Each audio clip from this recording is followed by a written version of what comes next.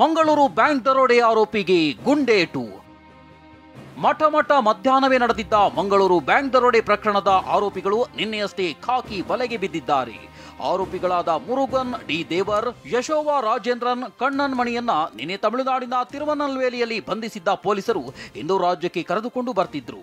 ಆದರೆ ಕರ್ನಾಟಕ ಕೇರಳ ಗಡಿಭಾಗದ ತಲಪಾಡಿ ಅಲಂಕಾರು ಗುಡ್ಡ ಬಳಿ ಆರೋಪಿ ಕಣ್ಣನ್ ಮಣಿ ಪೊಲೀಸರ ಮೇಲೆಯೇ ಹಲ್ಲೆ ನಡೆಸಿ ಎಸ್ಕೇಪ್ ಆಗಲು ಯತ್ನಿಸಿದ್ದ. ಈ ವೇಳೆ ಇನ್ಸ್ಪೆಕ್ಟರ್ ರಫೀಕ್ ಆರೋಪಿ ಮೇಲೆ ಫೈರಿಂಗ್ ಮಾಡಿದ್ದಾರೆ. ಕೋಟೆಕಾರು ಬ್ಯಾಂಕ್ ಮೇಲೆ ಕಣ್ಣು ಹಾಕಿತ್ತು ಧಾರಾವಿ ಗ್ಯಾಂಗ್. ಕೋಟೆಕಾರು ಬ್ಯಾಂಕ್ ಲೂಟಿ ಮಾಡಿದವರು ತಮಿಳುನಾಡಿನವರೇ ಆದರೂ ಇವರೆಲ್ಲ ಮುಂಬೈನ ನಟೋರಿಯಸ್ ಧಾರಾವಿ ಗ್ಯಾಂಗ್ನವರು. 1 ತಿಂಗಳ ಹಿಂದೆಯೇ ಬ್ಯಾಂಕ್ ಲೂಟಿಗೆ ಸ್ಕೆಚ್ ಹಾಕಿದ್ದ ಕಿಂಗ್ ಪಿನ್ ಮುರುಗನ್ ಮಂಗಳೂರಿಗೆ ಹಲವು ಬಾರಿ ಬಂದು ಪರಿಶೀಲಿಸಿ ಹೋಗಿದ್ದ. 1 ತಿಂಗಳಿನಿಂದಲೂ ಪಕ್ಕಾ ಪ್ಲಾನ್ ಮಾಡಿಕೊಂಡಿದ್ದವನು ದರೋಡೆ ಬಳಿಕ ಕೆಜಿ ಚಿನ್ನದ ಜೊತೆ ಫಿಯೇಟ್ ಕಾರ್ನಲ್ಲಿ ಬರೋಬ್ಬರಿ 700 ಕಿಲೋಮೀಟರ್ ಸಂಚರಿಸಿದ್ದಾರೆ.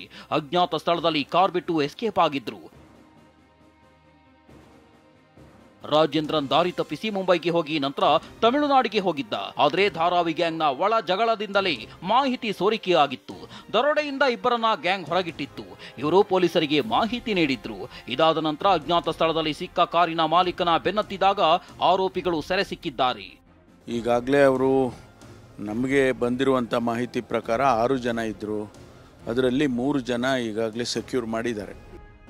ಇನ್ನು ಕೋಟೆಕಾರು ಬ್ಯಾಂಕ್ನಿಂದ ಎಷ್ಟು ಚಿನ್ನ ದರೋಡೆಯಾಗಿದೆ ಅನ್ನೋ ಮಾಹಿತಿ ಇರಲಿಲ್ಲ. ಪರಿಶೀಲನೆ ಬಳಿಕ ಬ್ಯಾಂಕ್ನವರಿಗೆ ಲೆಕ್ಕ ಸಿಕ್ಕಿದ್ದು ಬರೋಬ್ಬರಿ 15 ಕೋಟಿ ಮೌಲ್ಯದ ಚಿನ್ನ ಹಾಗೂ 11 ಲಕ್ಷ ಹಣ ದರೋಡೆಯಾಗಿರುವುದು ಗೊತ್ತಾಗಿದೆ. ಅಂದಾಜು ಒಂದು 15 ಕೋಟಿ ಚಿನ್ನ ದರೋಡೆ ಆಗಿದೆ. ಒಂದು 8 ಕೋಟಿ ರೂಪಾಯಿ ಚಿನ್ನ ಉಳಿದಿದೆ. 15 ಕೋಟಿ ಚಿನ್ನ ದರೋಡೆಯಾಗಿದೆ, 8 ಕೋಟಿ ಉಳಿದಿದೆ. ಕ್ಯಾಶ್ ಎಷ್ಟು ಹೋಗಿದೆ? 11,70,000. ಇವಾಗ FIR ಅಲ್ಲಿ 4 ಕೋಟಿ ಅಂತ ಹೇಳಿ ಮೌಲ್ಯದ್ದು ಅಂತ ದಾಖಲಿಸಿದೆ. ಅಲ್ಲಿ ಅಂದಾಜು ಅವರು ಲೆಕ್ಕ ಕೊಟ್ಟದಷ್ಟೇ 4 ಕೋಟಿ ಅಂತ. ಅಂದಾಜು 4 ಕೋಟಿಗಿಂತ ಅಧಿಕ ಇರಬಹುದಂತ ಹೇಳಿ ಕೊಟ್ಟದಷ್ಟೇ. ಪತ್ತೆಯಾಗದ ಬೀದರ್ ಮತ್ತು ಮೈಸೂರು ದರೋಡೆಕೋರರು. ಮಂಗಳೂರು ಬಳಿಕ ಬೀದರ್ ಮತ್ತು ಮೈಸೂರಿನಲ್ಲಿ ದರೋಡೆಯಾಗಿತ್ತು. ಈ ಆರೋಪಿಗಳಿಗಾಗಿ ಪೊಲೀಸರು ಬಲೆ ಬೀಸಿದ್ದು ಹಲವು ರಾಜ್ಯದಲ್ಲಿ ಶೋಧ ನಡೆಸುತ್ತಿದ್ದಾರೆ. ಮೈಸೂರಿನಲ್ಲಿ ದರೋಡೆ ಮಾಡಿದ ಗ್ಯಾಂಗ್ 10 ಕಿಲೋಮೀಟರ್ ಫಾಲೋ ಮಾಡಿ ಹಣ ಕಸಿದುಕೊಂಡು ಪರಾರಿಯಾಗಿದ್ದಾರೆ. ವಿಷಯ ಅಂದ್ರೆ ದರೋಡೆಗೆ ಬಳಸಿದ್ದ ಕಾರು ಪತ್ತೆಯಾಗಿದ್ದು ಅದರಲ್ಲಿ 5ಕ್ಕೂ ಹೆಚ್ಚು ನಕಲಿ ನಂಬರ್ ಪ್ಲೇಟ್ ಪತ್ತೆಯಾಗಿದೆ.